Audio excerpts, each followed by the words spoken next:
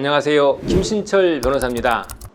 자, 채무자가 빚을 갚지 못해서 회생이나 파산을 신청하면 채권자는 이자는 물론이고 원금조차 회수하지 못하는 경우가 많죠. 예를 들어서 채무자가 빚이 10억 있었는데 파산을 신청해서 빚이 모두 탕감됐다라고 하면 이 10억 원의 채권을 들고 있던 채권자들은 돈을 더 이상 회수할 방법이 없게 되는 거죠.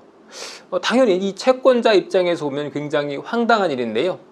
그래서 어떤 분들은 그러면 국가에서 만든 법이 이렇게 정해져 있으니 어쩔 수 없다면 국가가 이런 법을 만들었으니까 국가가 탕감된 빚에 책임을 져주든 어떻게든지 손해를 보상해 주겠지, 이렇게 생각하시는 분들이 있는데요. 과연 이 탕감되어 회수하지 못하는 이 채권자의 채권, 이거는 어떻게 되는 걸까요? 그냥 사라지게 되는 걸까요? 아니면 국가가 대신 일부라도 갚아주는 걸까요? 결론부터 말씀드리면 그 빚은 국가가 대신 보전해 주는 것이 아니고 그대로 탕감돼서 없어집니다. 예전에 IMF 경제 대란이라든지 금융위기 때 우리나라 대기업이나 금융기관들이 자금난으로 이 파산에 직면했을 때 이러한 기업체를 국가가 공적 자금을 투입해서 구제해 준 경우가 있었죠. 그러니까 국가가 나서서 빚을 해결해 준 건데요. 자, 이걸 보고 사람들이 채권이 탕감되는 경우에 국가가 공적 자금을 투입해서 보존해 주는 것으로 이렇게 이해하시는 분들이 계시는데요. 그렇지는 않습니다. 채권자는 채무자가 회생이나 파산을 신청해서 면책을 받게 되면 그 시점에서 채권을 상실하는 손해를 보고 끝이 납니다.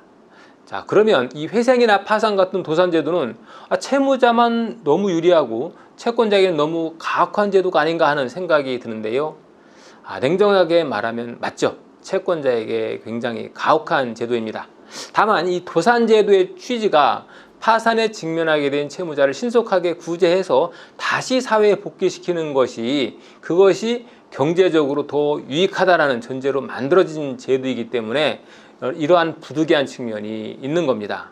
그리고 또 개인회생 제도가 어떻게 보면 이 채권자의 입장에서도 유리한 측면도 있다는 거죠. 채무자가 신용불량 상태로 그대로 방치되면 월급에 압류를 당해서 뺏길 테니까 채무자 입장에서는 굳이 내가 소득활동을 할 필요가 없겠다라고 생각을 하겠죠. 또 설령 경제활동을 한다고 해도 어떻게 할까요? 물밑에서 드러나지 않게 소득활동을 하겠죠. 채무가 너무 많아서 밑빠진 독에 또 물붓기가 되는 그런 채무자는 이번엔 자포자기 상태에서 아예 갚을 의지를 상실할 수도 있고요. 자, 이렇게 되면 채권자 입장에서는 채권은 갖고 있지만 채권을 회수할 가능성이 거의 없게 될 수가 있는 거죠. 그런데 이런 부실 채권이 개인회생을 통해서 일부라도 회수할 수 있게 된다라면 이 채권자 입장에서도 유리한 측면도 있다라는 겁니다. 어쨌든 이 채무자가 정상적인 삶을 누리고 싶어서 개인회생을 신청했다면 변제 계획안을 잘 짜서 일정 기간 동안 생긴 수입으로 빚의 일부라도 변제하도록 만드는 것이 바로 도산제도이기 때문이죠.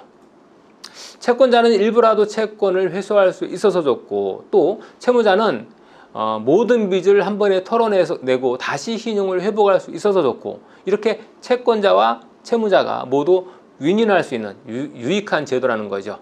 그리고 이 도산제도는 또 우리나라가 독자적으로 만든 제도가 아니죠.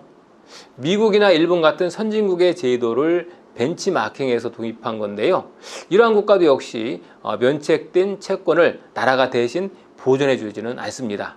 그래서 결론은 회생이나 파산을 통해서 면책을 받는다면 채권자는 그 빚을 돌려받을 길이 없어진다는 거죠. 그러니까 만약 채권자 입장에서 봤을 때 채무자가 이런 도산 신청에 이의가 있다면 채무자가 면책 결정 받기 전에 법원에 채권자가 이의 신청을 해서 채권자 권리를 지키는 게 바람직하겠죠. 오늘은 개인회생이나 파산의 경우에 국가가 채권자의 탕감된 채권을 보상해 주는지 알아봤습니다. 김신철 변호사였습니다. 감사합니다.